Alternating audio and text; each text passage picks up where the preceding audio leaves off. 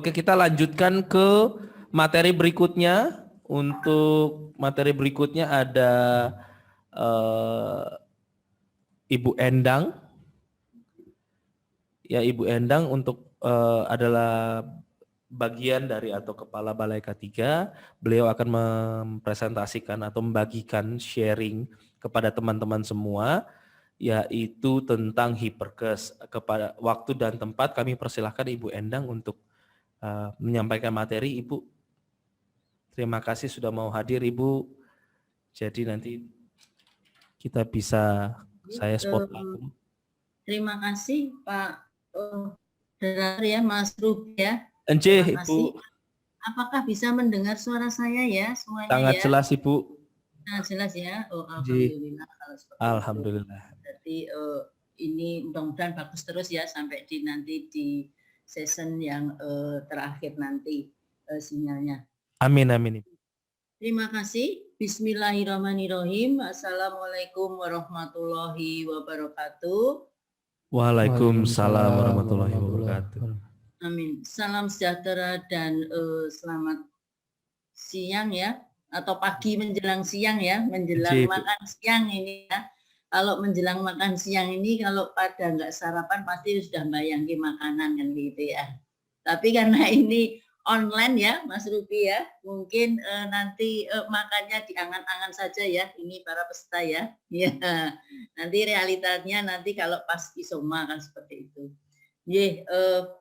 Yang kami hormati tentu dari pihak Poltekkes BK3MP ya, yang telah memfasilitasi kami, kemudian dari Poltekkes juga nih, Poltekkes di Jakarta apa ini ya? Oke Bu, Poltekkes Kemenkes Yogyakarta. Oh, Poltekkes Kemenkes di Yogyakarta ya. Terima kasih. Kalau boleh tahu ini mahasiswa semester berapa ya? Ini rata-rata mahasiswa tingkat akhir dan ada lulusan Ibu. Oh ya, berarti campuran ya antara yang lulus ataupun yang masih ini ya, yang masih kuliah di semester akhir. Saya appreciate sekali karena keinginan dari adik-adik ini untuk memperoleh pengetahuan lewat online, karena ini tidak mudah. Artinya apa? Butuh komitmen adik-adik untuk meluangkan waktu dan mendengarkan tentu presentasi dari narasumber yang sudah disediakan oleh panitia, tentunya akan seperti itu. Dan ini butuh komitmen karena saya yakin adik-adik sudah membayar, maka hargailah uang yang telah kita keluarkan nanti dengan menanyakan ketidakjelasan yang ada atau keraguan-raguan pada narasumber.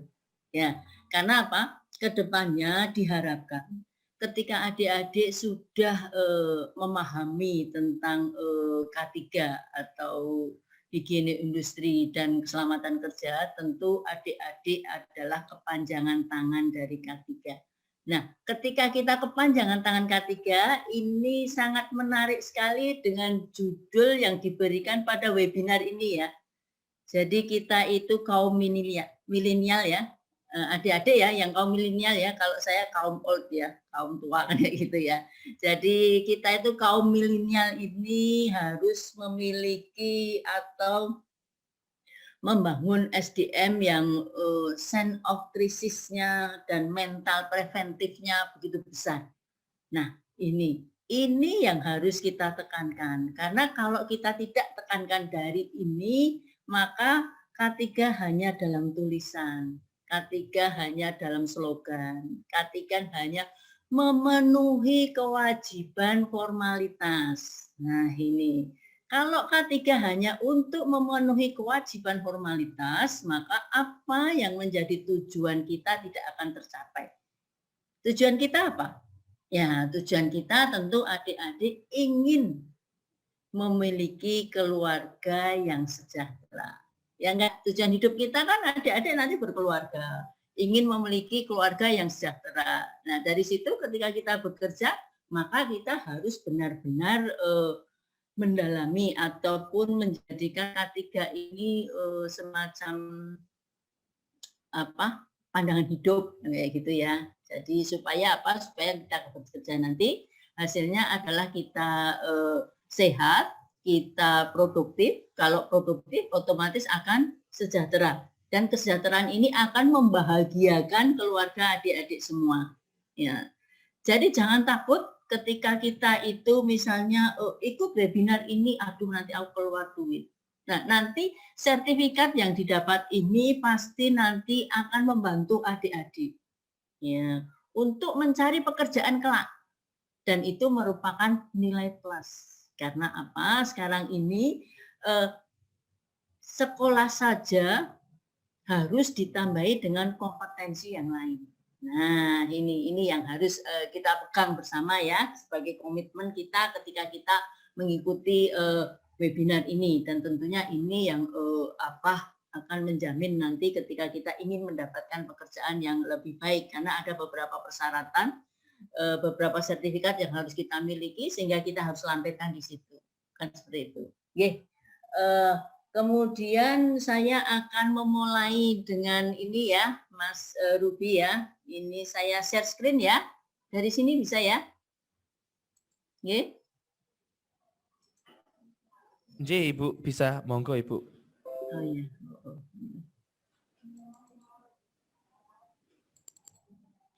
Apakah bisa terlihat gambarnya? Bu, sampun. Sakit ya? Sakit Bu. Terima kasih ini ya atas kesempatan dan mungkin ya sinyal yang bagus pada pagi ini ya, sesuai dengan hari ini ya, kayaknya tidak begitu panas ya, Jogja dalam keadaan mendung-mendung dikit kan gitu. Jadi materi yang disampaikan ke kami adalah tentang awareness Hiperkes. Tentu Hiperkes ini perusahaan dan kesehatan, dan situ termasuk juga ergonomi. Nih, kenapa di sini Anda atau adik-adik selalu melihat ya, selalu melihat ini, atau mungkin tadi sudah di ini pemateri yang ini ya, yang sebelumnya ya, selalu melihat simbol ini, simbol apa? Roda, kemudian ada palangnya. Ya. Adik-adik tahu nggak simbol itu artinya apa? Ada yang tahu mungkin? Ya. Kita selalu pakai simbol itu. K3 selalu pakai simbol itu. Adik-adik tahu nggak sih simbolnya itu sebenarnya artinya apa? Ya, mungkin ada yang tahu? Teman-teman, ya, tadi sudah disampaikan juga oleh Bapak Miftah, berarti teman-teman sudah bisa menjawab. Oh, sudah ya? Ya. Berarti saya lanjut saja. Saya lanjut mungkin biar izin Bu, biar bisa interaksi juga, biar teman-teman kan tadi sudah mendengar, biar bisa menjawab.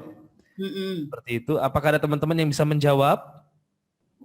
Oh iya, monggo silakan sekalian kita evaluasi ya, apa yang disampaikan Mas Miftah tadi, apakah masuk atau sekedar mendengar saja ya. Oke Bu.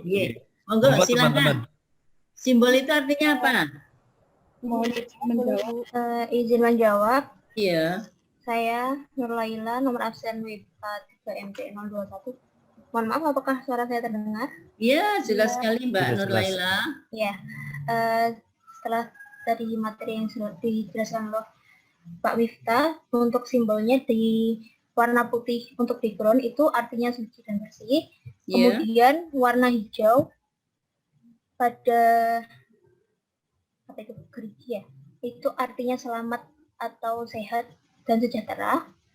Kemudian untuk roda yang berigi itu ada 11 gerigi yang bermakna dari jumlah bab dalam UU nomor 1 tahun 1970 yang roda gigi itu bermakna bekerja dengan kesegaran jasmani dan rohani. Kemudian tanda palang tersebut artinya bebas dari kecelakaan dan penyakit akibat kerja. Ya, excellent ya, bagus sekali ya. Mas Mbak Nur Laila ya, Mbak Nur Laila ya. Saya kasih aplaus ya. Berarti ini kalau dari sisi pembelajaran berarti sukses ya, karena apa yang kita berikan ternyata bisa difahami dengan baik kan, seperti itu. Saya mulai saja ya. Nggih, Bu. Ini adalah biodata saya. Tadi sudah disampaikan Mas Ruby ya. Jadi saya kelahiran di Solo 20 November tahun 65. Jadi sudah tua ya. Ini sudah mau masuk purna ini ya. Ini makanya saya mohon adik-adik untuk lebih ini ya. Lebih menjadi diri lebih baik lagi supaya nanti ada pengganti saya. Ya, siapa tahu nanti adik-adik diterima di ini ya, amin, diterima di Pemda DIY ya, kemudian masuk di Balai K3, sehingga adik-adik nanti bisa menjadi kepala balai kan gitu ya. Ya, jadi amin, kan kita nggak tahu juga ya. Jadi siapa tahu bisa jadi PNS, karena PNS itu sampai sekarang masih menjadi idola. Walaupun gajinya sedikit ya, tapi masih menjadi idola kan seperti itu. Kemudian jabatan sudah disebutkan tadi, dan ini adalah kantor saya. Mungkin adik-adik yang pernah ke Balai K3 sudah tahu ya, ini kantor kami, ini adalah kantor kami, Balai K3 DIY. Monggo ketika nanti ada pertanyaan, ada konsultasi, ada sesuatu yang ingin kita bicarakan, monggo boleh datang di Balai K3 kami dan saya dengan tangan terbuka untuk menyambut adik-adik semua. Saya kira lokasinya tidak jauh ya, atau berada di Jalan Ireda nomor 38 Yogyakarta. Dan itu juga sudah ada email saya. Nah, kita mulai dari kesadaran yang harus kita bangun, yaitu awareness ya. Awareness. Jadi sesuai dengan materi pada seminar hari ini adalah membangun awareness, membangun SDM yang sense-nya ataupun rasanya itu lebih menjiwai atau lebih ada di dalam. Nah, adik-adik tentu kita harus tahu dulu sebenarnya kesadaran awareness itu artinya apa. Ya. Tentu awareness itu kalau dari kamus bahasa Inggris ya, itu artinya kesadaran, kesiagaan, dan penyadaran. Ini berarti ada 3 kata aktif di sini. Kesadaran. Kesadaran itu lebih membangun kita untuk sadar. Ya enggak? Jadi ketika adik-adik nanti sudah mempelajari Hiperkes dan Keselamatan Kerja, atau orang banyak menyebut dengan K3 ya, balai kami sudah berubah ya. Jadi Balai K3 ya, bukan Balai Hiperkes lagi, yaitu Balai K3, Balai Keselamatan dan Kesehatan Kerja.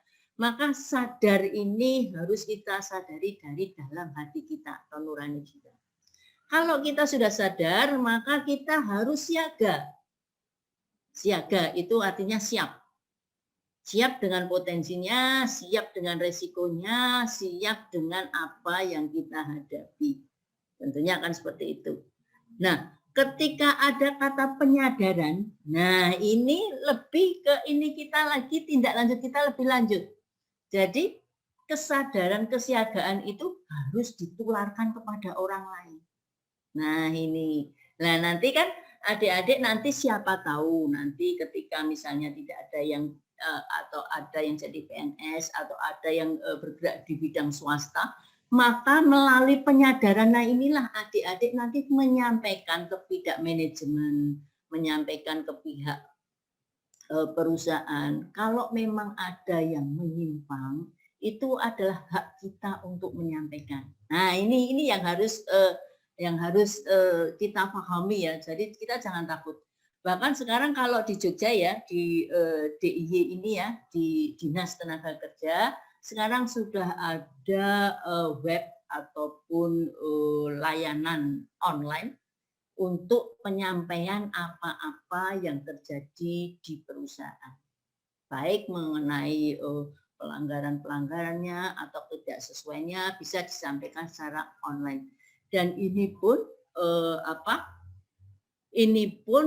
ditanggung ya, artinya gini, ketika kita menyampaikan nanti yang kita divonis sama perusahaan, nanti akan ditanggung, artinya diberi perlindungan di situ. Karena di situ nanti yang menyampaikan itu bukan nama, kalau adik-adik nanti bisa lihat webnya Disnaker ya, nanti bisa masuk di situ, bukan nama kita, tapi cuma nick kita aja yang menjadi nanti password kita ketika kita masuk, seperti itu.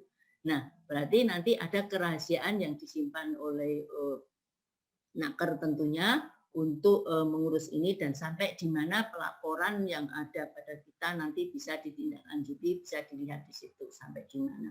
Nah, ini merupakan jalan ataupun merupakan ini ya salah satu fasilitas yang diberikan oleh DIY tentunya ya, karena kita berada di Yogyakarta dan mudah-mudahan secara nasional juga sudah menjadi ini ya, sudah menjadi pemikiran bersama seperti itu, bahwasanya yang terpenting adalah keselamatan dan kesehatan kerja kita atau mereka yang bekerja ya, baik di sektor perusahaan maupun di sektor kelembagaan kan seperti itu.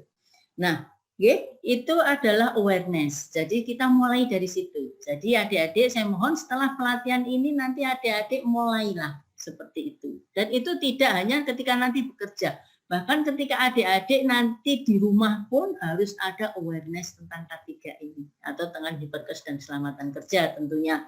Mulai dari kita pergi di jalan harus pakai helm, kemudian pakai masker ya. Masker ini juga bagian dari K3 tentunya, walaupun ini sebenarnya untuk melindungi COVID dan COVID pun merupakan sekarang ini merupakan juga problem yang kita harus perangi ya. Jadi jangan takut COVID ya.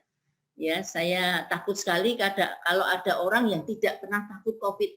Nah, inilah akibatnya. Kalau mereka tidak takut COVID, artinya ketika mereka sakit hanya flu sedikit. Karena banyak saya lihat di masyarakat ya, kemarin pun ada kasus di Gunung Kidul itu, seseorang meninggal karena dia tidak percaya dengan COVID, ya, tidak percaya dengan COVID, dia meninggal, kemudian kalau tetangganya percaya dia COVID, padahal dia tidak diperiksa ya, tidak memeriksakan dirinya ya, kemudian tidak ada tetangganya yang mau membantu untuk menguburkan. Nah, ini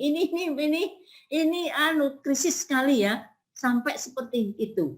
Dan ketika dia sudah dikuburkan oleh keluarganya sendiri, Anda bayangkan, habis itu keluarganya diswab, ternyata beberapa keluarganya mengalami positif. Nah, ini. Ya, jadi ini yang harus kita sikapi bersama.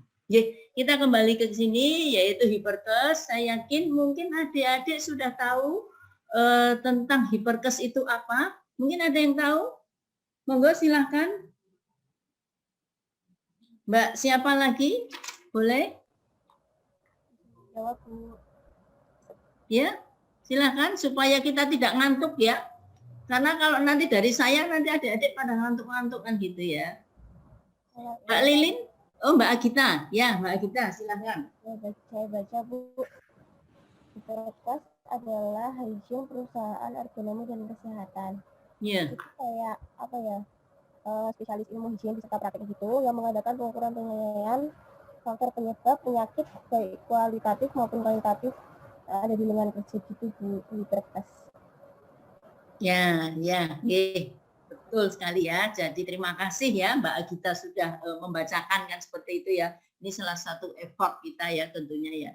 Jadi kalau kita melihat definisi dari hiperkes ini ya, sebenarnya definisi dari hiperkes ini merupakan kolaborasi antara ilmu kesehatan, ya dokter, dan kolaborasi antara ilmu teknis. Karena tentu nanti ada permasalahan-permasalahan teknis yang harus kita selesaikan supaya tidak mengganggu kesehatannya. Ya, kalau tadi sudah dibacakan oleh Mbak Agita, bahwasanya higiene perusahaan itu singkatan dari higiene. Ya, tentu adik-adik tahu artinya higiene yang ada di perusahaan yang berupa ergonomi ya, nanti dan berkaitan dengan kesehatan. Merupakan spesialisasi ilmu higiene beserta praktiknya dengan mengadakan pengukuran penilaian faktor penyebab. Ya, berarti nanti kita harus ini dulu, kembali lagi ke perusahaan dulu. Faktor penyebab yang ada di lingkungan kerja itu apa? Nah, nanti ketika faktor penyebab yang ada di lingkungan kerja itu kita ketahui, maka kita harus bisa menganalisis. Kita bisa mengukurnya secara kualitatif maupun kuantitatif. Dan hasil ukuran kita nanti akan kita cocokkan dengan nilai ambang batas, kemudian akan kita lakukan tindakan yang korektif atau untuk mencegah adanya penyakit akibat kerja maupun kecelakaan kerja tentunya. Nah, tujuan dari higiene industri ini atau hiperkes ini adalah tinggi-tingginya. Nah, berarti tujuan dari hiperkes ini kenapa harus diterapkan? Supaya kita sehat. Ya. Karena apa? Kesehatan itu adalah hal yang utama. Ya enggak? Jadi ketika kita sehat, kita produktif. Nah, jadi tujuannya kedua nanti kita produktif. Nah, dari produktif ini nanti akan menimbulkan kesejahteraan kita. Nah, tentu kalau adik-adik produktif, sehat, maka adik-adik nanti bisa menghasilkan uang yang banyak sehingga akan meningkatkan kesejahteraan kita.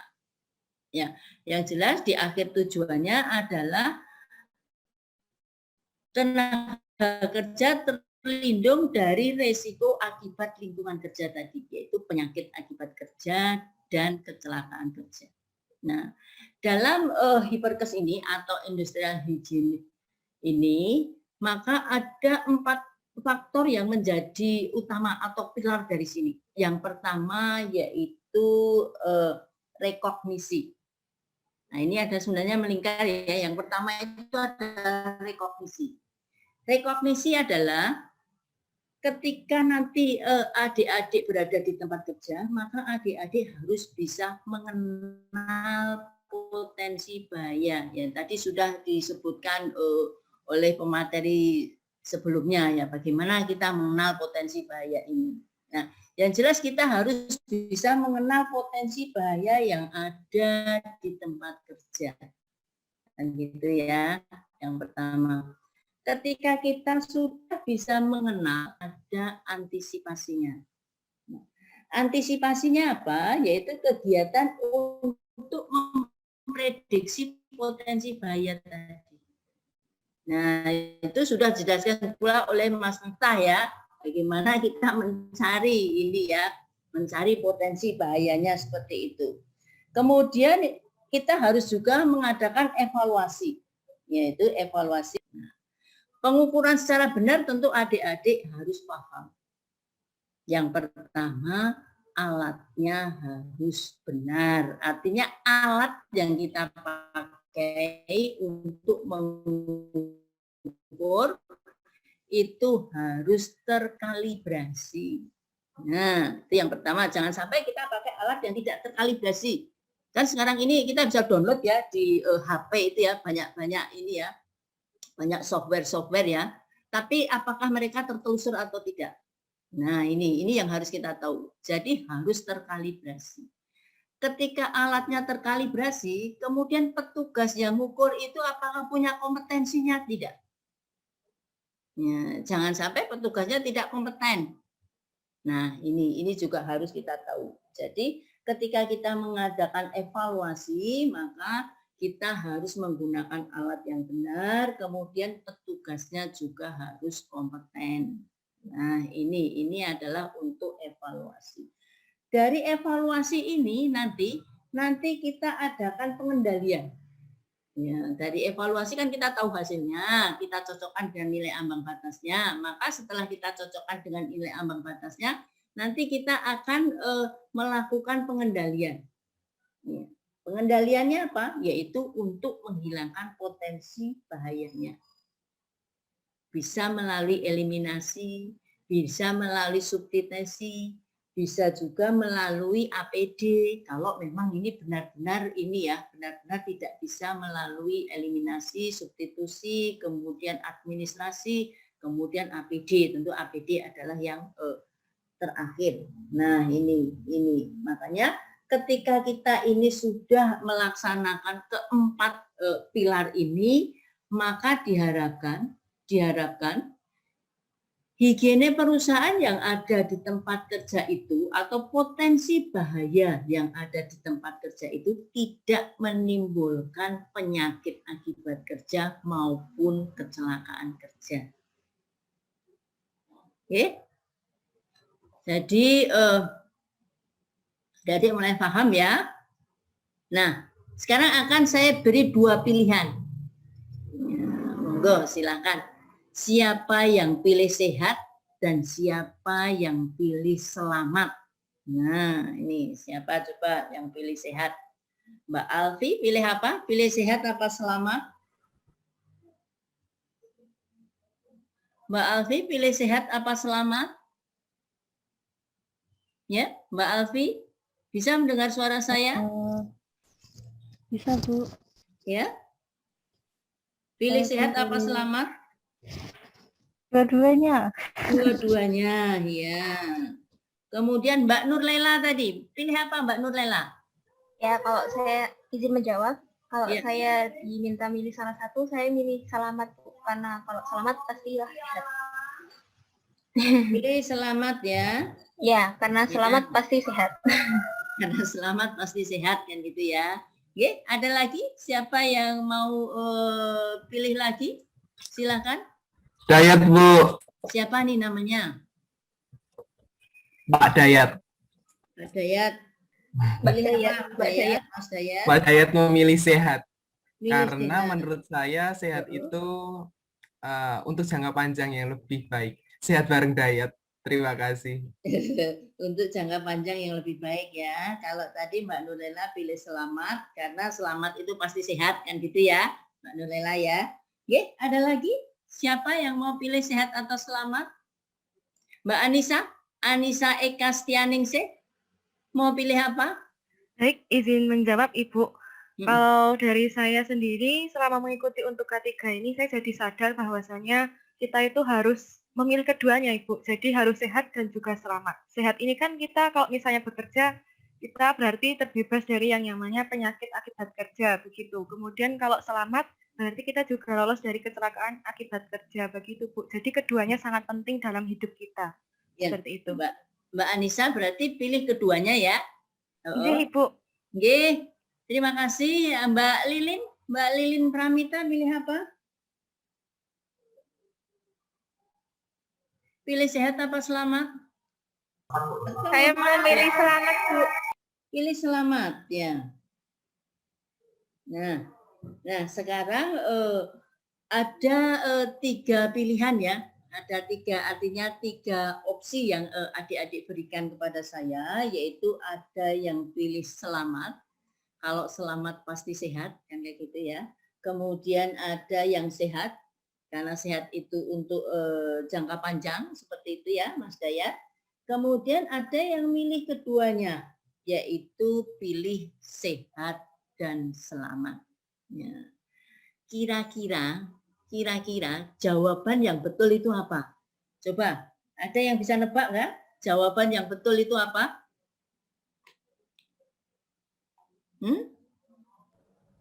Jawaban yang betul? Ya, jawaban yang betul adalah harus memilih dua-duanya. Ya. Kenapa kita harus memilih dua-duanya? Ya. Kenapa kita harus memilih dua-duanya? Agar sehat dan selamat, Bu. Ya, betul sekali. Karena sehat itu kalau kita melihat dari kamus bahasa Indonesia ya, kamus besar bahasa Indonesia ya, sehat itu seluruh badan dan bagian-bagiannya bebas dari sakit. Nah, definisinya seperti itu. Kemudian kalau selamat itu terbebas dari bahaya, malapetaka, dan bencana sehingga tidak kurang suatu apa dan tidak mendapatkan gangguan. Itu adalah selamat. Jadi, kenapa kita harus pilih sehat dan selamat? Karena untuk hidup ini, kita sebelum kita melakukan aktivitas, kita harus sehat dulu. Yang pertama. Ya enggak? Ketika kita sudah sehat, kita bisa menjalani aktivitas dengan baik. Dan seperti itu. Nah, kemudian setelah kita menjalani aktivitas dengan baik, di dalam aktivitas yang baik ini atau pekerjaan kita ini, maka kita harus selamat.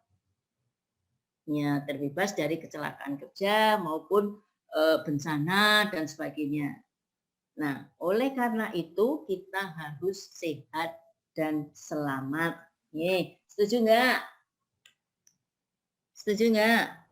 Setuju, Ibu. Setuju ya? Ya, jadi pilihannya tetap sehat dan selamat. Karena apa? Ketika kita sehat, untuk memulai pekerjaan kan harus sehat. Kalau kita nggak sehat, nggak mungkin kita bisa bekerja. Tapi ketika kita sudah melakukan aktivitas, maka kita harus selamat.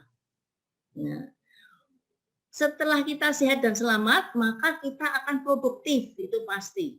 Nah, ketika kita produktif, maka nanti kita akan sejahtera sesuai dengan tujuan akhir kita, yaitu untuk meningkatkan kesejahteraan, kan seperti itu.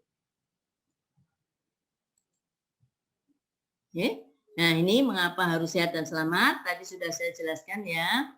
Nah, sekarang kita kembali ke sektor industri. Ya. Perkembangan sektor industri itu pasti menimbulkan dampak. Ya.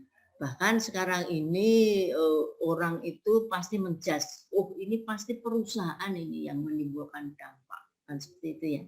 Tapi kalau adik-adik melihat global ya, global di lingkungan kita ini ya, sebenarnya dampak fisik, kimia, biologi, dan sosial itu memang ada di perusahaan. Tapi dampak pencemaran, ya karena ini industri ya, dampak pencemaran itu sebenarnya bukan industri saja yang menghasilkan, tapi juga transportasi. Ya, ingat ya, adik-adik ketika kuliah di Jogja atau sekarang yang masih kuliah, semua pakai sepeda motor atau hampir 80%, 90% pakai sepeda motor. Ya enggak? Betul enggak? Ya. Kemudian plat nomor adik-adik itu masih berasal dari daerah masing-masing. Ya enggak? Iya, Bu. Nah, ketika membayar pajak, kita ke daerah masing-masing kan? Iya, Bu. Ya. Iya, Bu. Ya. Ya. Berarti kota Jogja ini diberi pencemaran juga oleh alat transportasi kita. Ya enggak? Enggak, Bu. Nah, berarti perkembangan dampak industri itu memang sebenarnya bukan hanya di lingkungan kerja saja. Tapi karena industri kendaraan ini juga mencemari di lingkungan di luar perusahaan. Nah, kan seperti itu. Jadi sebenarnya kalau kita itu sadar akan K3, ya tentu kita harus juga sadar akan lingkungan kita. Jangan sampai kita menambah pencemaran yang ada. Kan misalnya seperti itu. Salah satu contohnya supaya kita tidak menambah pencemaran yang ada, adik-adik harus menservis rutin kendaraannya. Dilakukan nggak seperti itu? Dilakukan, Bu. Alhamdulillah kalau dilakukan ya. Karena apa? Karena itu nanti juga akan mengganggu lingkungan kita. Ya kan seperti itu. Kita kembali ke industri. Jadi perkembangan sektor industri ini, industri dari dulu sampai dari yang sekarang ini yang sudah sudah modern, pasti akan menimbulkan dampak fisik, kimia, biologi, dan sosial, itu pasti. Dampak-dampak ini akan menimbulkan gangguan bahaya terhadap kesehatan dan keselamatan kita. Sehingga terjadinya kecelakaan dan penyakit akibat kerja. Ya, kalau kita melihat terjadinya kecelakaan dan penyakit akibat kerja ini tentu ada dua situasi besar, yaitu kondisi yang berbahaya atau kita yang membahayakan, kan seperti itu. Nah, itu saya kira sudah dibahas oleh Mas Miftah ya. Sehingga ketika kita untuk menanggulangi ini, maka kita harus melakukan penerapan higiene industri dengan baik. Yang tujuannya adalah untuk melindungi dan memelihara keselamatan dan kesehatan kerjanya agar kinerjanya meningkat sehingga meningkatkan kesejahteraan. Ya. Sekarang adik-adik, saya akan kembalikan adik-adik lebih sadar lagi. Lebih sadar lagi artinya apa? Sebenarnya kita itu punya potensi yang berbahaya dari lingkungan kerja. Artinya kita itu sebenarnya mendapatkan potensi yang besar atau potensi yang berbahaya dari lingkungan. Nah, Kalau adik-adik bekerja atau berangkat, tentu ketika kita melamar pekerjaan, adik-adik dalam kondisi sehat, ya enggak? Pasti di situ ada tulisan surat keterangan kita dalam kondisi sehat. Kemudian kita di pekerjaan tentu setelah kita bekerja adik-adik mengharapkan pula pulang selamat dan sehat. Atau nanti di purna kita kerja itu kita mendapatkan kesehatan, kan seperti itu. Ya. Tetapi dalam proses pekerjaan adik-adik sadar enggak bahwa setiap hari kita itu kalau kita bekerja ya nanti kalau adik-adik bekerja nanti adik-adik pasti bekerja dalam jam kerja. Ya enggak? Jam kerja berapa? Ada yang 7 jam sehari, ada yang 8 jam sehari. Ya. Padahal kita dalam satu hari itu punya waktu 24 jam. Semua sama.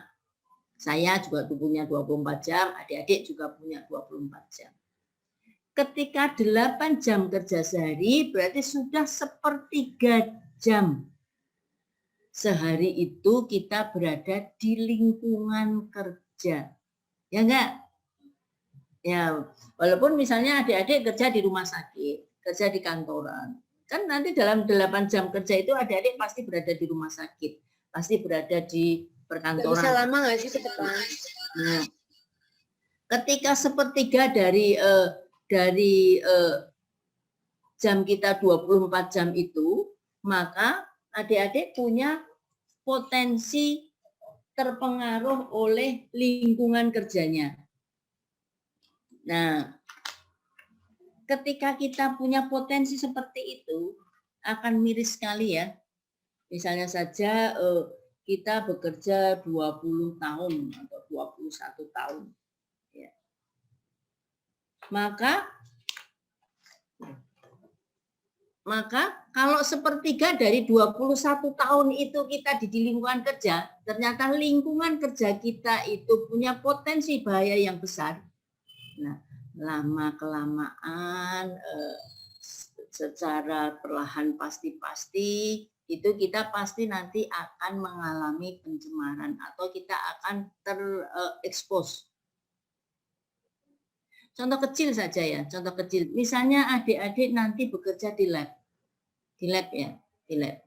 Ya, kita bekerja dengan bahan kimia kan seperti itu ya. Walaupun kalau diperiksa secara nilai ambang batas, bahan kimia yang ada di lab itu masih ditoleransi. Tapi ketika adik-adik bekerja tidak menggunakan sarung tangan, maka adik-adik akan terpapar secara pelan dan pasti. Karena apa? Bahan kimia itu akan masuk ke dalam pori-pori kita. Nah, bayangkan kalau kita di lab itu selama 20 tahun. Berarti 1/3 dari 20 tahun itu kita akan selalu terpapar bahan kimia. Nah, padahal bahan kimia ini ada beberapa yang tidak bisa diekskresi. Dia akan menumpuk di dalam tubuh kita. Ya, karena dia punya target organ untuk bersembunyi di situ. Kan seperti itu. Nah, ketika seperti itu, lah nanti di akhir 20 tahun itu ternyata kita bisa menjadi PAK, penyakit akibat kerja. Nah, ini yang harus kita sadari bersama. Jadi, ketika 24 jam waktu kita satu hari dan 8 jam kita berada di tempat kerja, maka potensi bahaya lingkungan kerja itu mengancam kita. Nah, ini yang harus kita aware, ya, yang harus kita sadar di sini. Karena apa? Karena apa? Exposure time untuk bahan-bahan tertentu itu butuh waktu yang lama. Nah, ini yang sebenarnya kalau kita melihat penyakit akibat kerja seperti gunung es kan seperti itu ya.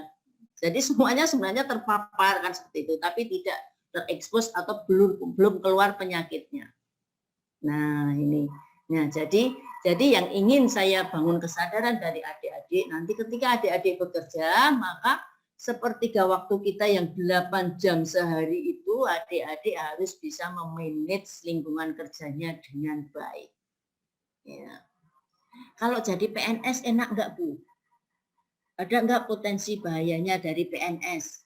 Kalau perusahaan jelas ya nanti ada bahan kimia kan gitu, ada faktor fisiknya jelas kelihatan. Kalau jadi PNS ada enggak potensi bahayanya? pasti ada.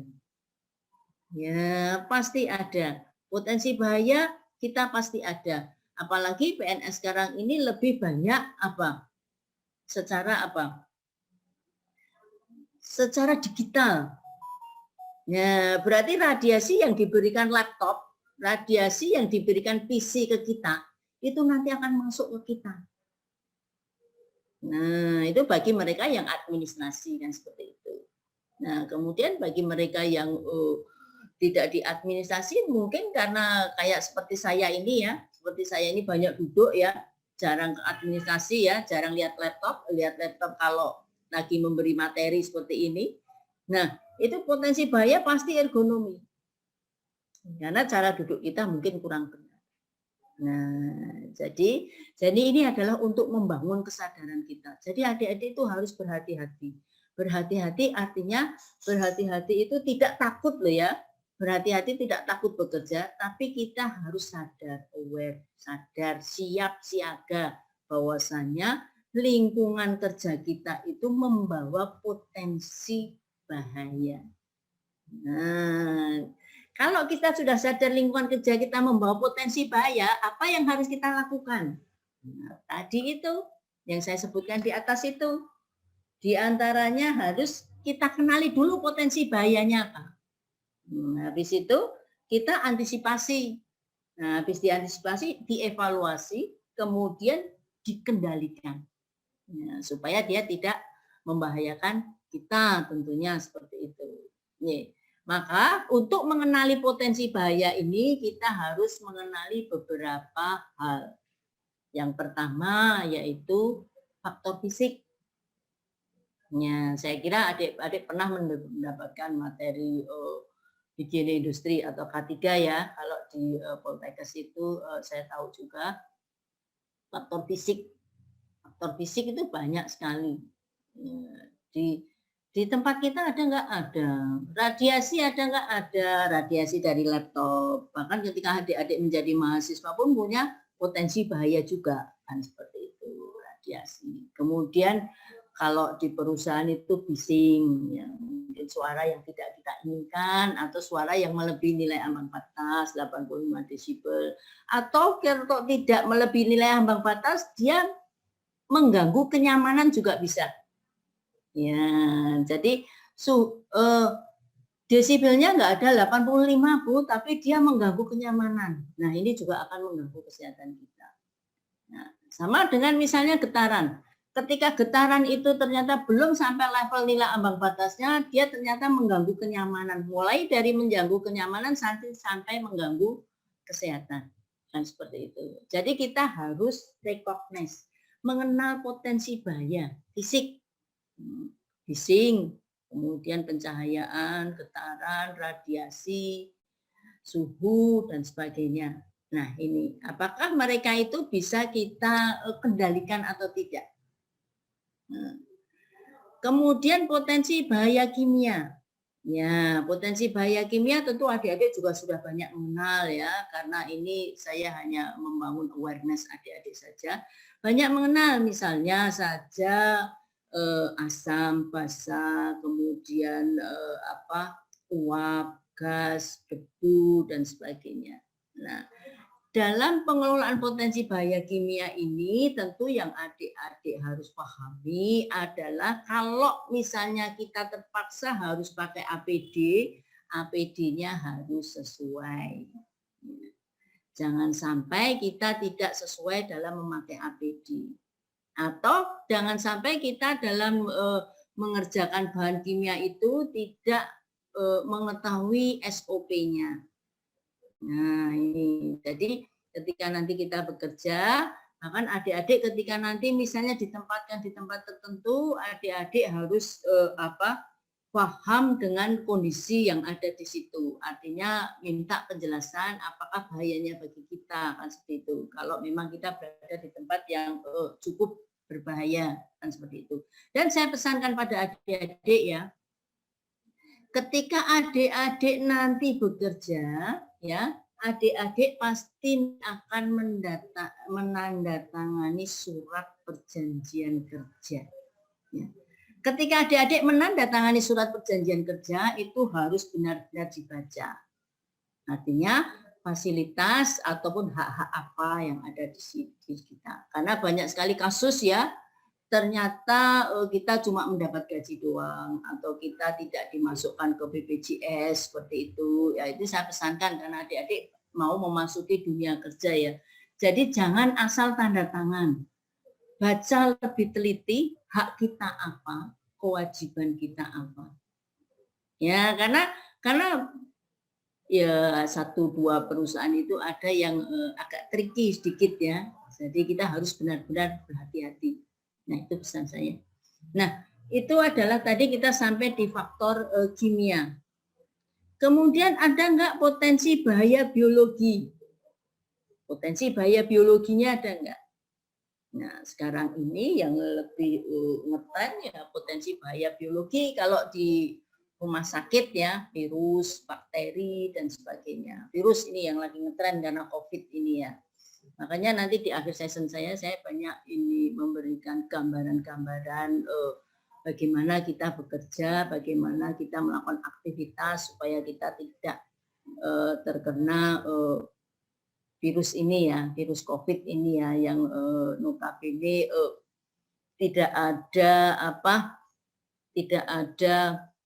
obatnya atau belum ada obatnya. Ya, mungkin saya bisa cerita sedikit ya adik-adik. Jadi adik-adik jangan takut COVID, tapi lawan COVID. Karena saya pernah menderita COVID. Ya, jadi saya itu termasuk penyintas. Ya, nanti adik-adik boleh tanya pengalaman saya ketika saya jadi penyintas kan seperti itu ya. Itu terjadi di bulan Februari tahun ini 2021 tanggal 8 itu saya dinyatakan positif COVID.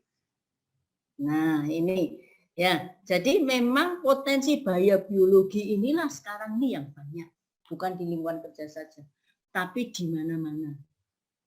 Nah, ini ya. Jadi potensi bahaya biologi kita juga harus tahu, juga harus waspada. Dan saya yakin tentu ketika kita bekerja di perusahaan, pasti di perusahaan itu sudah ada upaya-upaya dalam penanggulangan lingkungan kerja ini. Tapi ketika upaya yang dilakukan di perusahaan itu belum maksimal, pesan saya adik-adik harus waspada dan memberikan saran kepada perusahaan tentunya. Kan seperti itu. Karena kita itu diizinkan memberikan saran-saran seperti itu. Memberikannya saran bukan dengan kekerasan ya, bukan dengan berteriak-teriak, bukan dengan demo kan seperti itu ya. Harus melalui jalan yang baik. Ya, kan seperti itu. Tapi ternyata nanti kalau perusahaan ternyata masih juga banyak yang melanggar, adik-adik boleh melakukan atau melaporkannya ke Dinas Tenaga Kerja situ. Ya, dan saya yakin dinas pasti akan melindungi identitas adik-adik semua. Dan seperti itu. Faktor fisik, faktor kimia, faktor biologi, kemudian faktor ergonomi. Ya, saya yakin adik-adik pun pernah mendengar ergonomi, yang seperti itu ya. Ergonomi itu apa? Ya, penyelesaian antara kita sebagai orang, kemudian dengan alat kerja maupun dengan lingkungan. Ya. Ya. Berarti ketika kita tahu ergonomi, ya harus kita terapkan. Ya. Contoh yang paling sederhana adalah orang yang bekerja di sektor konveksi atau menjahit. Itu paling sederhana. Jenis pekerjaannya apa? Dia termasuk jenis pekerjaan yang monoton. Ketika dia bekerja secara monoton, maka banyak sekali otot-otot statis yang ada di dalam tubuhnya. Nah, untuk menanggulangi ini, maka harus diberikan kesempatan untuk merilekskan otot-ototnya. Ya, sekarang ini dari Kementerian Tenaga Kerja ya sudah membuat program ataupun merupakan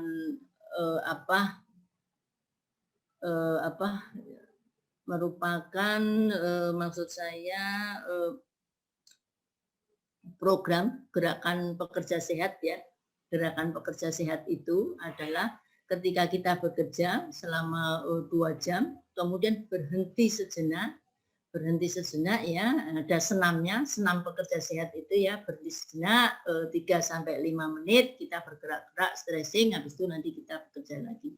Jadi konsistennya Kementerian Tenaga Kerja ini sudah sampai dari gerakan pekerja sehat. Gerakan pekerja sehat ini pun dimotori oleh gerakan masyarakat sehat dari Germas. Ya. Dari Germas itu adik-adik bisa melihat bahwasanya kita setiap hari kan harus bergerak kan seperti itu ya. Gerakan masyarakat sehat bergerak melakukan aktivitas 20 menit seminggu 3 kali kan seperti itu. Itu adalah gerakan masyarakat sehat dan itu sekarang sudah di gerakan pekerja sehat.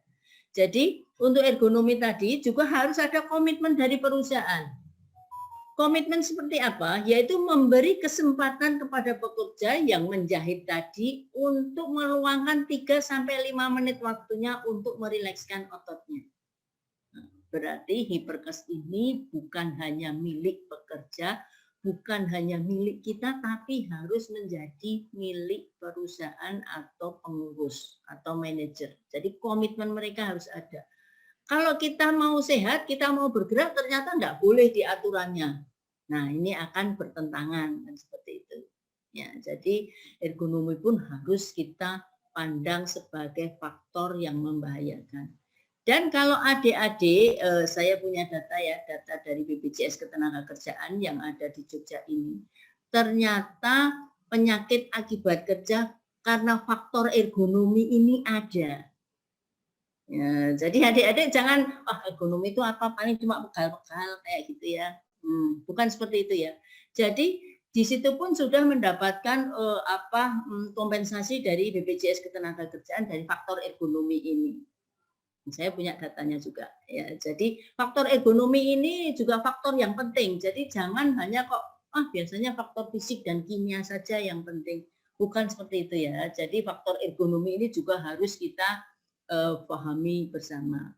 Ya, sama dengan ketika misalnya orang tua kita tahu-tahu HNP, tahu-tahu sarafnya kejepit, padahal dia cuma ibu rumah tangga biasa. Ya, harus kita lihat dulu cara mereka melaksanakan aktivitas sehari-hari.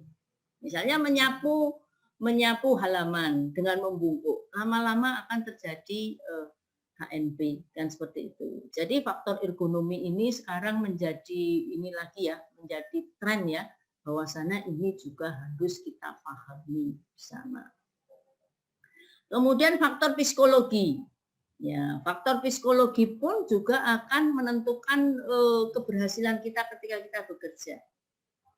Ya, psikologi kita terhadap teman, psikologi kita terhadap atasan, psikologi kita ketika kita menjalani pekerjaan, atau misalnya adik-adik karena pintar ya, smart, semua pekerjaan ditimpakan ke kita. Nah, beban kerja yang tinggi tidak sesuai dengan kemampuan kita. Lama-lama adik-adik menjadi stres. Ya, sampai tidak bisa berinteraksi dengan keluarga, pulang masih membawa setumpuk pekerjaan. Nah, ini juga tidak baik secara psikologis. Karena apa? Secara psikologis kita juga harus bisa berinteraksi dengan keluarga. Jangan sampai dalam 24 jam itu ternyata kita hanya bekerja dan bekerja saja. Walaupun adik-adik melakukan pekerjaan itu karena ingin mendapatkan mungkin tambahan uang yang lebih banyak seperti itu. Tapi itu secara psikologis kurang bagus. Karena kita hidup bukan hanya dalam beberapa bulan atau beberapa tahun. Tapi kita hidup dalam nanti bisa jadi 80 tahun karena sekarang angka ini ya, angka hidup kita itu kan lebih panjang ya. Bahkan sekarang lansia pun katanya kalau dulu umur 55, 60 itu lansia ya. Sekarang umur 60 pun masih pro lansia ya. Jadi belum lansia ya. Jadi harapan hidup kita sudah meningkat lebih tinggi lagi. Oleh karena itu kita harus siap secara mental, psikologis, badan, fisik untuk menghadapi hidup kita yang panjang itu. Ya. Prinsip K3 tadi pasti sudah dijelaskan oleh Mas Miftah ya, Pak Miftah ya. Jadi intinya kalau di dalam perusahaan pasti ada tenaga kerja, pasti ada alat, pasti ada bahan. Ketika tenaga kerja berhubungan dengan alat, ininya apa? Impact-nya apa? Adalah keselamatan. Ya, ketika kita menggunakan alat-alat, pasti impact-nya adalah keselamatan. Kemudian ketika bahan berhubungan dengan alat, impact-nya adalah lingkungan. Ya, lingkungan pasti akan terekspos atau tercemari oleh bahan maupun alat ini. Ketika bahan nanti dengan tenaga kerja, impact-nya adalah kesehatan atau health. Nah, semuanya ini adalah proses produksi yang ada di perusahaan. Jadi adik-adik harus memahami 3 sisi penting ini, tenaga kerja, alat, dan bahan. Ya. Kemudian tadi sudah bahas kita ya, permasalahannya bahaya lingkungan kerja, kemudian kondisi yang berbahaya tentu sudah banyak disinggung oleh Pak Miftah, perbuatan yang berbahaya, pemahaman K3 yang kurang. Nah ini banyak sekali terjadi. Bu Endang. Iya. Ngapunten Ibu mau mengingatkan untuk waktu presentasi tinggal 3 menit nggih Bu, ngapunten. Oh, tinggal 3 menit ya. Nggih Bu, nggih. Kalau sudah ngomong itu udah lupa ya waktu ya. Nanti habis ini kita masuk ke sesi tanya jawab Bu. Iya. Matur sembah nuwun Bu. Nggih, terima kasih Mas Robi. Ya, jadi pemahaman K3 yang kurang, kesadaran untuk hidup sehat dan aman dari penyakit akibat kerja dan KK itu sampai saat ini masih kurang di kita atau di pekerja kita. Ya, bagaimana kita melindunginya? Yaitu melalui promotif, preventif, kuratif, dan rehabilitatif. Ini ya ini saya akan cepat aja ya karena tinggal 3 menit seperti itu ya. Promotif misalnya apa? Promotif yaitu memberikan kesadaran kepada mereka. Ya, memberikan kesadaran dengan misalnya membuat poster-poster. Itu adalah promotif. Promotif kesehatan kerja, promotif gizi ada nggak? Ada. Promotif gizi yaitu membuat kesadaran mereka untuk makan makanan yang bergizi. Kan seperti itu. Banyak sekali poster-poster yang bisa disampaikan. Kemudian preventif. Preventif ini adalah pencegahan. Ya, pencegahan tentu bisa melalui dengan mengendalikan lingkungan tadi. Bagaimana kita mengendalikan lingkungan supaya mencegah terjadinya PHK maupun kecelakaan kerja. Nah, kalau sudah terjadi sakit, maka kita harus kuratif. Harus disembuhkan. Disembuhkan pun ini pun harus disembuhkan secara yang pertama secara fisik, secara medis, kemudian secara sosial, kemudian yang ketiga adalah rehabilitasi ini yang masuk ke porsi keempat. Nah, rehabilitasi ini sebenarnya ini adalah hak kita. Jadi kalau kita mengalami kecelakaan kerja atau penyakit akibat kerja dan adik-adik sudah menjadi anggota BPJS Ketenagakerjaan dalam program jaminan kecelakaan kerja, nanti adik-adik akan dapat ini rehabilitatif. Oleh karena itu pesan saya tadi ya, makanya ketika kita menandatangani kontrak kerja, hak kita itu harus adik-adik lihat apakah kita nanti diikutkan di jaminan kesehatan atau tidak, kan seperti itu. Jangan sampai ternyata kita tanda tangan, ternyata kita harus mendaftar sendiri ke BPJS Ketenagakerjaan, kan seperti itu. Ya, tentu tujuannya tenaga kerja aman, produktif, meningkatkan kesejahteraan. Nah, sekarang yang harus kita pahami dari diri kita adalah kesehatan kita, sehat fisik. Apakah kita sehat fisik? Sehat fisik artinya bebas dari penyakit. Sehat mental. Sehat mental itu yaitu terdiri dari pikiran, emosional, dan spiritual. Spiritual kita itu juga merupakan kesehatan kita. Jadi adik-adik yang spiritualnya kurang bagus, saya mohon lebih taat beribadah. Ya, supaya apa? Supaya kita sehat mental kita, kan seperti itu.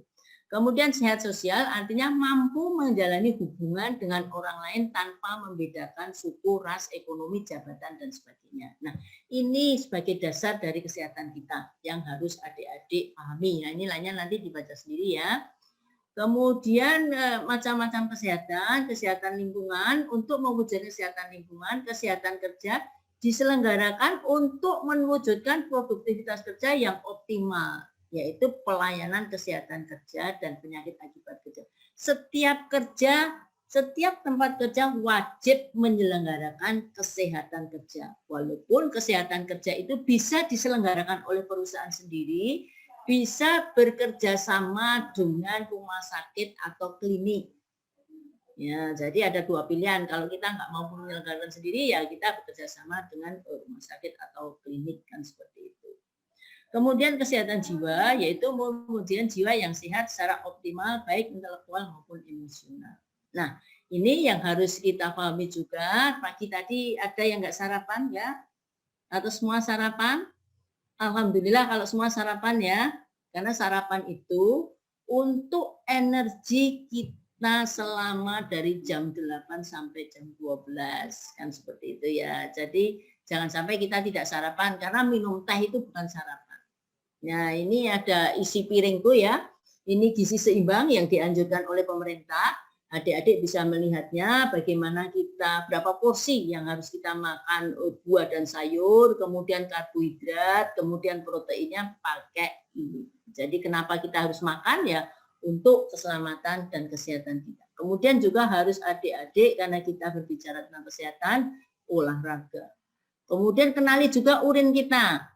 Ya, kalau hanya seperti teh, sudah seperti teh berarti kita benar-benar sudah harus banyak minum, harus diberi minum kan seperti itu. Ya, gerakan pekerja sehat yang dicanangkan oleh Kementerian Tenaga Kerja yaitu di perusahaan di seyogyanya diadakan deteksi dini terhadap penyakit akibat kerja, tempat kerja tanpa asap rokok, aktivitas fisik olahraga, penyediaan ruang laktasi, perilaku hidup bersih dan sehat, penggunaan APD, tindakan P3K, dan promosi gizi yang seimbang. Ini adaptasi kebiasaan baru, nanti dibaca lagi, yaitu ketika kita menghadapi COVID ini. Itu saja Mas Ruby yang mungkin bisa saya sampaikan. Mungkin saya buka sesi tanya jawab untuk ini. Monggo, mungkin dipandu Mas Ruby ya. Nggih, Ibu. Nggih, matur sembah nuwun atas presentasinya, Ibu. Sangat-sangat menyegarkan, nggih, Bu. Seharusnya ini teman-teman nangkap nih apa yang disampaikan Bu Endang. Kita masuk ke sesi tanya jawab, kurang lebih waktu kita 15 sampai 20 menit. Monggo teman-teman bertanya langsung interaktif maupun via chat. Saya menyarankan untuk langsung ke interaktif karena pertanyaannya akan tersampaikan dengan baik, namun ritme atau tone-nya dilambatin, kemudian disebutkan dulu WK3MP berapa, namanya siapa, lalu pertanyaannya satu persatu biar bisa dijawab Bu Endang. Terima kasih. Monggo silakan. Ini saya nyebutnya adik-adik ya Mas Ruby. Nggih, monggo Ibu, monggo. Nggih, Bu. Karena usianya pasti seusia anak saya ya. Adik-adik ya. Monggo silakan. Jangan takut kalau bertanya sama ibunya ya. Karena ibu itu tidak pernah memarahi kan gitu ya. Nggih, Bu. Monggo dari teman-teman.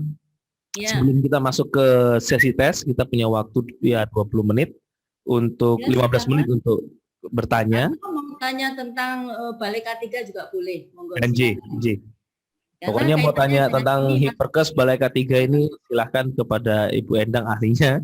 Iya, karena gini Mas Ruby kan ada beberapa yang pengen PKL di sini kan seperti itu. Anjir, leres, nggih Bu. Nggih, cekap. Teman-teman yang mau berdiskusi atau mau tanya-tanya soal magang boleh loh. Jadi mumpung masih belajar, salah enggak apa-apa. Kalau sudah di tempat kerja salah itu jadi permasalahan yang besar, bahkan bisa mengakibatkan bahaya. Jadi kalau salah waktu belajar itu wajar. Selain Anda untuk mendapatkan nilai yang lebih baik, ya ini masuk di penilaian juga ya Bu Endang untuk teman-teman ini yang belum alumni. Jadi mereka juga nanti bisa mendapatkan nilai tambah di sini. Ayo, ada teman-teman yang mau bertanya? Mbak Alfi, bertanya. Mbak Alfi, siapa ini ya silakan. Izin bertanya Bu, Saya dari WK3MP 026, nama saya Aniza Ika Sepianingsih dari D3 Sanitasi, Bu. Izin bertanya, Bu, apabila kita itu bekerja di perusahaan seperti itu ya, pastinya yang berkaitan dengan ergonomi. Selama ini kan kalau di Indonesia sendiri, itu seharusnya untuk keserasian antara alat kerja dengan pekerja itu kita menganut dari sistemnya yang mana ya, Bu? Karena selama ini saya juga pernah mendengar itu waktu dilakukan pengecekan terhadap APD yang digunakan oleh Satpam, itu contohnya adalah sepatu. Nah, itu ukurannya itu tidak automik, Bu. Jadi menimbulkan kapalan seperti itu. Tapi kan mungkin dari pekerja hanya diam saja, kemudian tidak mengadu kepada atasan karena sudah dianggap biasa. Lalu yang seharusnya menjadi patokan dalam ergonomis, contohnya yaitu adalah kaitannya dengan APD yang digunakan oleh pekerja itu yang seperti apa nih, Bu? Mungkin bisa dijelaskan, Ibu. Terima kasih, Ibu.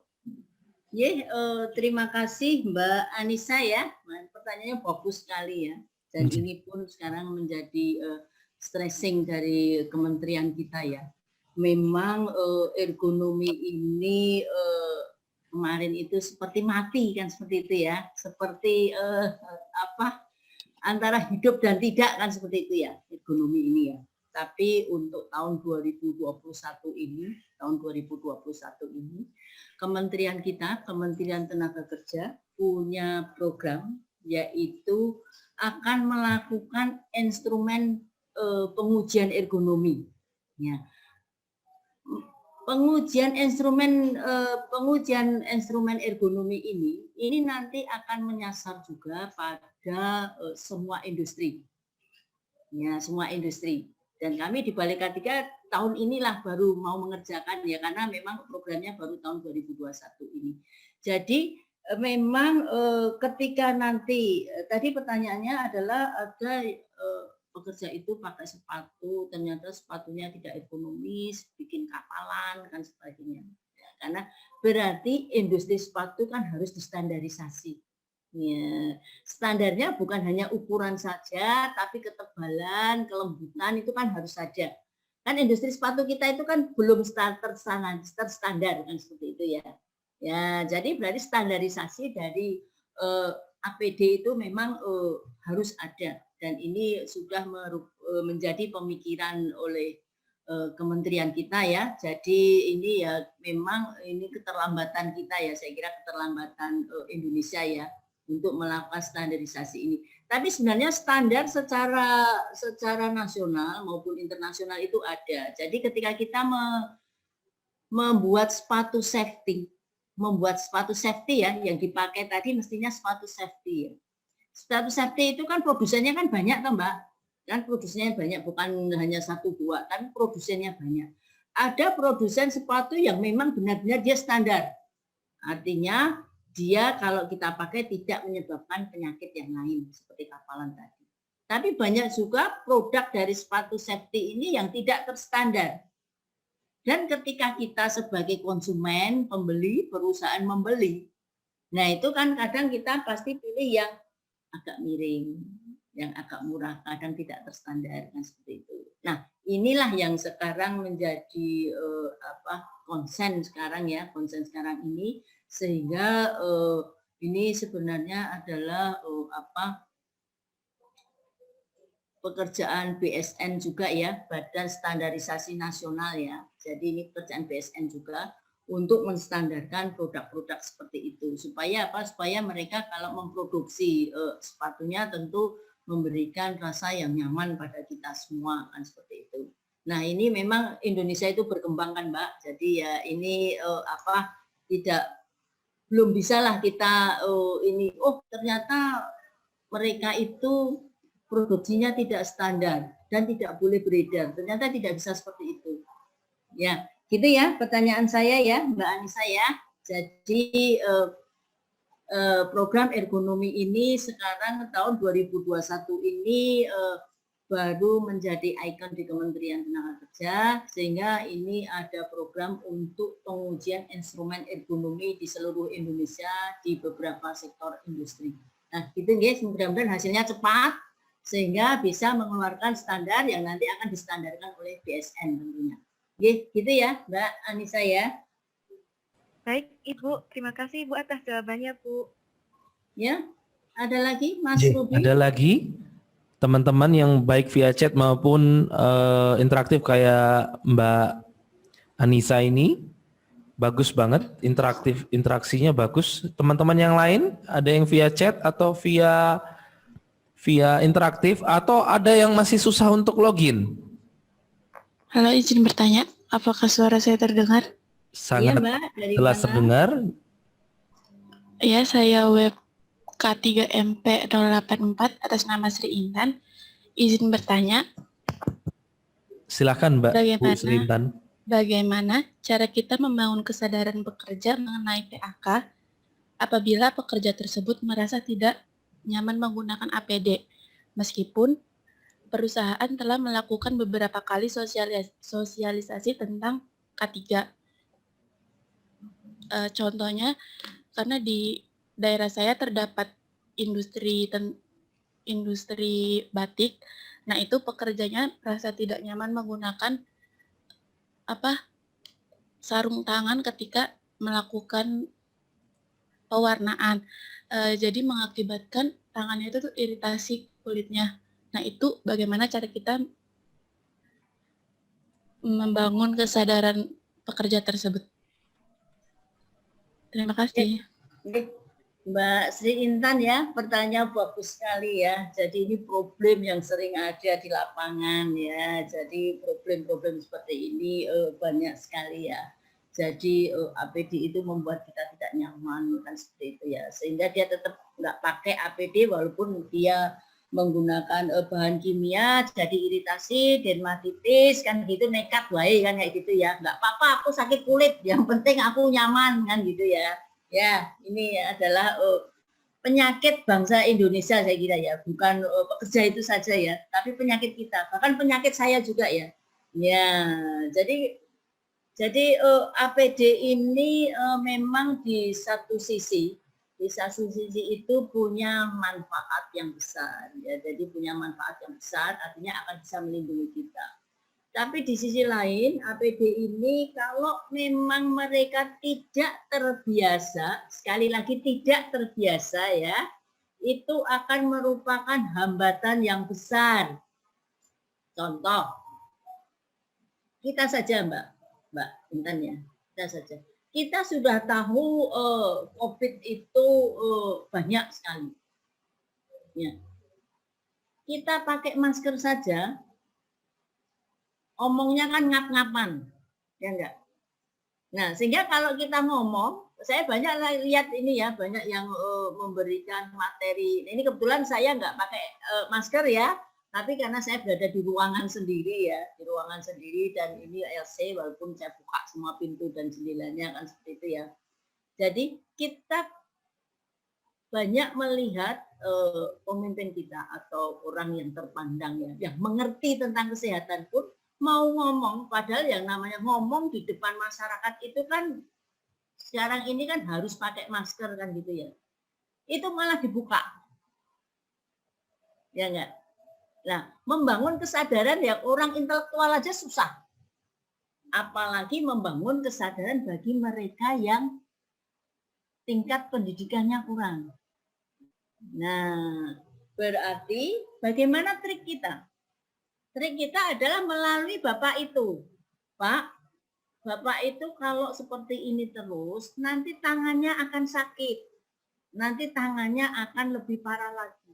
Padahal Bapak tahu kalau yang namanya sudah dermatitis ya, dermatitis, itu pasti angel marini.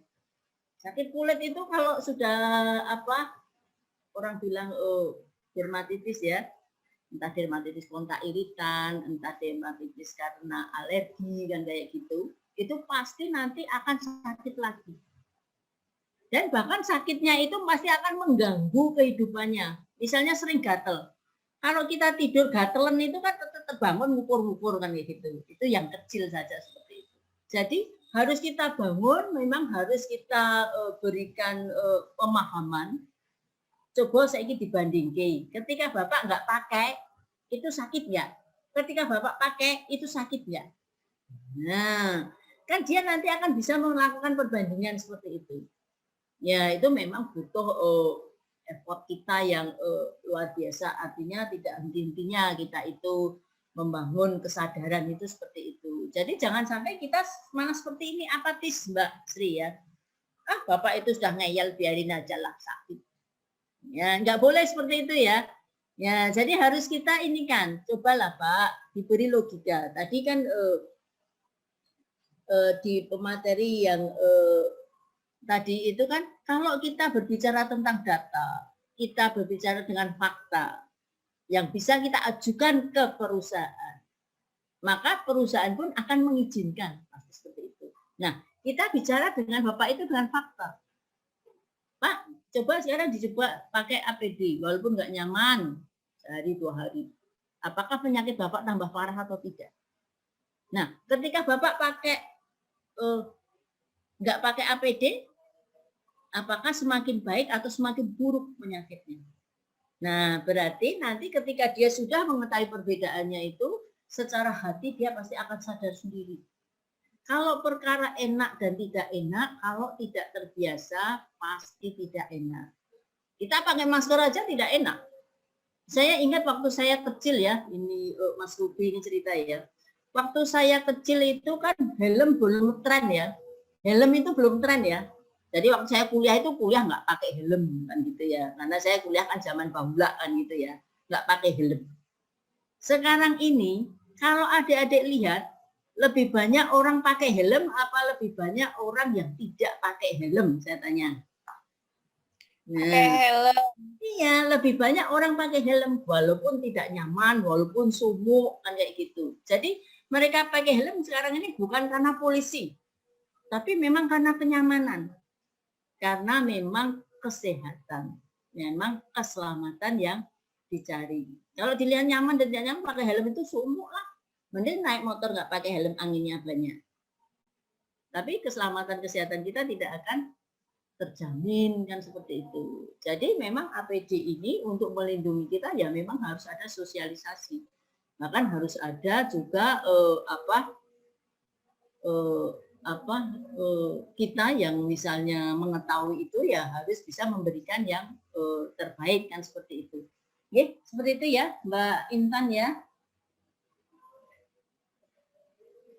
Mungkin ada lagi Mas Ruby? Terima kasih. Ya, ada lagi dari teman-teman yang mau bertanya. Kita masih punya waktu 1 menit. Mohon izin, apakah suara saya terdengar? Ya, sudah terdengar nama dan kode uniknya ya Mbak. Iya, mohon izin, saya Belinda dari WK 3 MP 079. Saya di sini ingin bertanya berkenaan dengan masalah yang pernah mencuat mengenai pekerja yang hamil dan diperlakukan seperti pekerja lainnya. Di sini pertanyaan saya adalah masalah ini merupakan tanggung jawab dari perusahaan bagian yang mana? Apakah bagian dari K3? Dan selain itu, apakah seharusnya pegawai yang hamil tersebut mendapat penilaian risiko tersendiri? Terima kasih. Luar biasa. Ya. Pertanyaan yang bagus. Oke, Bu. Pertanyaan yang bagus ya Mbak. Siapa ya Mbak? Siapa ini lagi ya? Mbak Roro ya? Mbak Roro. Belinda, nggih. Raden Roro ya? Nggih. Iya, Raden Roro ya. Jadi ini perkara norma kerja ya. Jadi perkara norma kerja untuk wanita ya. Ya, jadi di dalam norma kerja untuk wanita, untuk bumil itu tidak diperbolehkan bekerja di tempat yang berbahaya. Kalau ada bumil dipekerjakan di tempat yang berbahaya, Anda bisa lapor ke Dinas Tenaga Kerja biar mereka nanti turun ke bawah. Kan seperti itu. Jadi yang jelas tidak secara garis besar tidak diperkenankan bekerja di tempat yang berbahaya. Ya. Jadi yang mungkin yang jadi pertanyaan saya jadi Mbak Roro tadi, bumil tadi kerjanya di mana? Dia diperlakukan seperti apa? Kan gitu ya. Ya, gimana Mbak Roro? Untuk yang masalah pernah terjadi itu di tempat pabrik es krim, Bu. Pabrik es krim dia di bagian apa? Untuk bagiannya saya kurang tahu, Bu. Ya, jadi kan kita harus tahu persis ya. Jadi ketika kita tanya itu harus tahu persis. Jadi di pabrik es krim mungkin dia bagian administrasi, ya boleh nggak? Ya boleh aja kan kayak gitu ya. Atau mungkin nanti dia di bagian yang kalau pabrik es krim itu mungkin ada bagian pencetakan kayak gitu ya, yang ini yang mempunyai potensi bahaya licin, terpleset dan sebagainya, ya pasti harus sementara untuk waktu dipindahkan ke situ ya. Jadi memang untuk bumil ini ya itu tadi persyaratannya, tidak diperkenankan di tempat yang berbahaya. Jadi memang manajer itu harus tahu dan paham kan seperti itu. Ketika memang dia masih bisa dan terlindungi keselamatan dan kesehatannya di bagian produksi, ya saya kira tidak masalah. Jadi jangan dianggap bumil itu ini loh Mbak, bumil itu sangat menderita ya, bukan ya. Kita hamil itu senang loh Mbak. Hamil itu senang dan bahagia. Ya, jadi kalau kita bekerjanya itu bisa terlindungi keselamatan dan kesehatannya, ya enggak apa-apa, is okay kan kayak gitu. Tapi ketika dia terancam oleh bahaya, maka dia tidak boleh dipekerjakan di situ. Karena persyaratannya memang seperti itu. Itu ya, Mbak Roro ya. Jadi kalau bumil masih bekerja, ternyata kok mesakimen perutnya besar, kayak melakukannya ngelendeh-ngelendeh kayak gitu, jek nyambut gawe. Ya memang dia dalam proses nanti cuti hamil itu kan harus masih bekerja. Dan ketika dia bekerja masih sehat, selamat, dia bahagia, tidak masalah. Dan gitu ya, Mbak Ratendoro ya. Jadi untuk norma kerjanya itu memang tidak diperkenankan, walaupun tidak hamil pun wanita dan anak-anak itu tidak diperkenankan bekerja di tempat yang berbahaya. Nah, itu ya. Ibu, terima kasih banyak. Baik, terima kasih Mbak Roro dan Ibu Endang atas interaksinya, bagus banget menambah pengetahuan J. Namun sayang sekali karena waktu kita sudah menunjukkan di angka 11.52. Seperti tadi Bu Endang juga menyampaikan bahwa kita perlu ada energi untuk bekerja, apalagi yang nggak sarapan J, gitu. Jadi kita memasuki akhir sesi kedua. Matur sembah nun untuk Ibu Endang untuk sudah membagikan materi. Kami mohon maaf atas kekurangannya. Kiranya tidak jemu-jemu Ibu untuk membagikan ilmu bagi kami Bu, biar kami belajar terus. Nggih, matur nuwun sangat. Bagi peserta semua, saya juga ucapkan terima kasih atas perhatiannya, dan jangan lupa yang saya katakan tadi ya, yaitu tetap kita awareness tadi ya, awareness itu jangan lupa. Kemudian tetap jaga kesehatan karena COVID semakin banyak ya, karena ini trennya gini Mas Ruby, anak-anak muda itu tidak percaya dengan COVID.